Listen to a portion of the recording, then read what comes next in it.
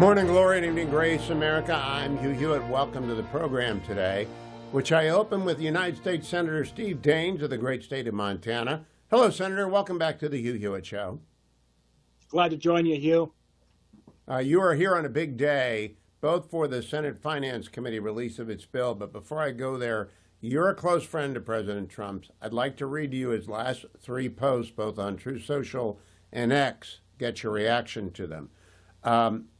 3 posts ago, we now have complete and total control of the skies over Iran. Iran has good sky trackers and other defensive equipment, and plenty of it, but it doesn't compare to American-made, conceived, and manufactured stuff. Nobody does it better than the good old USA. Second post, we know exactly where the so-called supreme leader is hiding. He's an easy target, but is safe there. We are not going to take him out, kill, at least not for now. We don't want missiles shot at civilians or American soldiers. Our patience is wearing thin. Thank you for your attention to this matter. And then finally, 2 hours ago, unconditional surrender. What's it all mean, Senator Daines? Hugh, I think it's important to step back and put this all in context about the threat of Iran. I remember my first visit with Bibi Netanyahu in Jerusalem 12 years ago, where we talked about the threat of Iran as they were seeking, even then, building centrifuges and getting to 90% levels to build a bomb. But at this moment, Hamas is disabled. Hezbollah has been neutered. The Houthis are on their heels. All, of course, proxy terror groups for Iran. One of the reasons the Israelis hesitated in striking Iran earlier was because they knew if they did, it would unleash a war with Hezbollah, Hamas, and the Houthis. Well, if you look at the sequencing, what's happened here over the course of the last 2 years, after October 7th, the Israelis went on the offensive against Hamas, against Hezbollah, and the Houthis. It gives them now a window of opportunity to do what they need to do, and that is destroy Iran's nuclear capabilities. And that starts with their command and control in terms of leadership, as well as nuclear scientists. They've been very methodical about the approach. They've taken out about a third of the missile launchers so far. They're controlling the skies now. That allows them to really tee up the final act, which is going to be to destroy, with probably some deep kind of penetrating ordnance, their nuclear capabilities at places like Fordo and so forth. So I applaud what the Israelis are doing. I stand firmly with them. I'm thankful for President Trump's bold, decisive, and strong leadership as we're standing side by side with Israel. And let's not forget, this is a regime that had a plot to assassinate President Trump. They've killed hundreds of U.S. soldiers. They refer to us as the Great Satan and Israel as the Little Satan. If Israel didn't get this done now, it's just a matter of time before the Iranian regime would strike Israel with a nuclear bomb at some point, and eventually the United States. This has to be done. I'm glad it's being taken care of. So, Senator Daines, though, do you believe American planes will be in the air over Iran to assist Israel in the destruction of Fordo and other sites? Yeah, I mean, that's something that will be up to the president, certainly working with our military leaders and thinking that through. But obviously, we stand closely with Israel, and I think they'll have to make a decision here. That'll be President Trump's decision to make. I am confident if you look at the leadership, the strong and bold, decisive leaders, this back to the old President Reagan playbook, peace through strength, combined with, by the way, a great ambassador in Israel named Mike Huckabee representing us there. I'm confident they'll make the right decision. Whether or not U.S. planes are going to be involved, I don't know. That's up to the commander-in-chief. I will say I have complete confidence in President Trump and his team in doing the right thing. All right, now I want to turn to the one big, beautiful bill because Chairman Crapo and your committee released its version of it today. There are a lot of questions about what's in, what's not.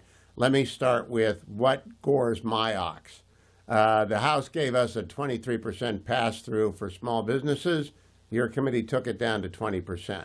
Why, and is that just a negotiating maneuver? Well, let's keep in mind that the primary principle and goal of the Republicans on the Senate Finance Committee were to take what was passed in 2017 and make it permanent. That was our operating principle. 20% was what was passed in 2017. The one thing we could have done better back in 17 was to make it permanent. I told the president that 2 weeks ago. When you kind of go back and look at what we could have done better, we should not have put an 8-year sunset on that bill. That's for pass-throughs.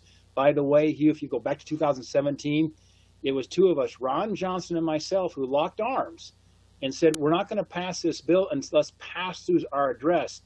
So that whole 199A 20% discount that takes pass-through rates, top rates below 30%, about 29%, to get them kind of in that 20-something range, because we got C-Corps 21%, was something that we fought for and got passed. So to answer your question, I think we're going to start to take a look at some things they did with some of these pass-through workarounds with the states and so forth. We're going to try to minimize some of those issues and come back to the 20%. The bottom line is, I think the net tax paid after we modify some of the other workarounds with the states will take us about to where we were back in 17. That's always been our goal. Now, my response to that as a small businessman, my entire media empire employs 8 people, Senator, so it's not a big media empire.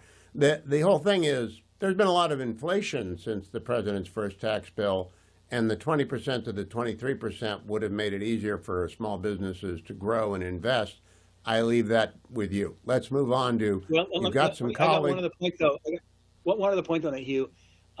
One thing I fought hard for, and we got it done. In fact, I had to have a discussion with the White House here 2 weeks ago, was to get permanence on capital expensing and R&D expensing at 100%.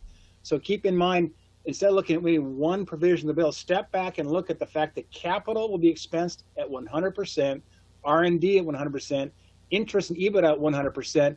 That also will be contributing factors to lowering the overall tax liability and incentivizing the right behavior, growth. I did like that. I did like that. Yeah, I did not like. I'm a retired lawyer. I'm a retired lawyer, so I did not like the workaround for law firms. But let's leave that aside. Let's talk now about the recalcitrant members of the caucus on the Senate and then your House. You've got Josh Hawley, who's concerned about Medicaid. Ron Johnson concerned about spending. Rand Paul's not going to vote for it. Have you lost anyone else besides that with the Finance Committee bill? Well, I think right now it's down to member-to-member negotiations with Senator Hawley, with Senator Johnson. I mean, Ron Johnson, a dear friend of mine, we just have maybe a little different view about this bill. I think, frankly, the change we made in the Senate, some additional revisions certainly on Medicaid to really go after the abuse, the fraud that's been going on in Medicaid. This makes the bill even better than it was from what we got from the House. But I think at this point, there's a handful of members right now that are expressing some concerns. We can lose 3. If we lose 4, we've got a problem. 3 takes us to 50-50. You bring J.D. Vance in, and we break the tie. I would guess when the dust all settles, Hugh, that when this bill does pass, and it will pass, it'll be probably with 50+1. That's just the way reconciliation bills tend to pass. When the Democrats had control, Kamala Harris broke all the ties. I'm guessing it'll probably be J.D. Vance breaking the tie here for us as well.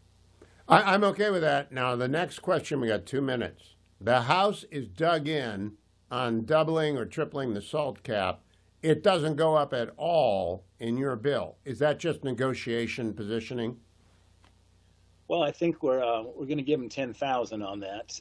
So they're asking for a $40,000 SALT exemption. There's going to be negotiation there.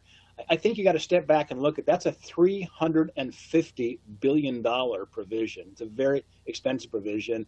And frankly, most of us in the Senate don't like the idea that red states are subsidizing high tax blue states. That's why they have to have this big SALT deduction.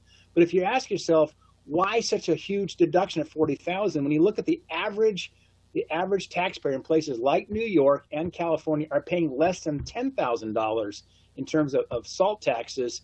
Why does it have to be $40,000? If you're talking about trying to protect first responders and nurses and teachers and laborers in the construction field, why does it have to be $40,000? That's for the very, very wealthy, the fringe liberal elites, frankly, on the East Coast and the West Coast. So that's why a lot of us from red states have a problem with it. So I think there will be a path forward. There's ways we can put caps on income. If they're dead set on the $40,000, you can take the income caps and bring them down so that basically those I heard the taxpayers, compromise right there. I heard it. Yeah. I heard it. Steve Daines, you just gave me the tip on that. Does the final bill get to the president's desk by July 4th? the president's asking for it. I think better odds than not we get it done. I think we must do it. Look, got to stop the tax increase. Got to get the debt ceiling here before August. I hope you are right, Steve Daines. Come back, Senator, every time that you need to explain something to me, the slow guy. I love talking to the specifics with you, and thank you for the introduction on Iran as well. Don't go anywhere, America. I'll be right back on the QQH Show.